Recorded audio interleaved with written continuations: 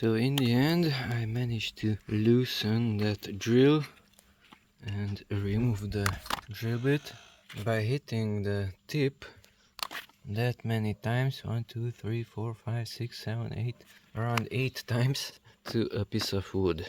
So I didn't manage to loosen the mandrel by hitting it with a hammer, but hitting it to a piece of wood did the trick. So make sure water doesn't get onto this mandrel because it ruins it. See, the tip is still shiny and 99% of that portion is not shiny. Here it was shiny as here, but water damaged it. It's still shiny at the end. Water splashed on it and this portion got ruined. It's still functional for the moment. I have to lubricate that metal to keep it from rusting. So that metal is of low quality. Water can easily damage it. So it was repaired by doing this.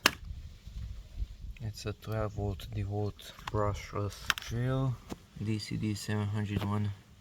Now I added rust remover, more exactly brake cleaner, there into that portion, and then a little bit of oil, Vaseline, and if you insert the liquid here, it appears there, so probably it is leaking there at the end somewhere, and now it's functional.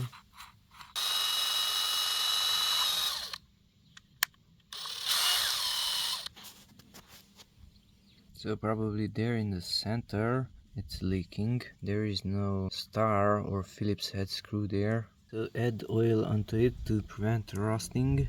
So this black portion was just as shiny as this one, and it's not shiny anymore. It rusted.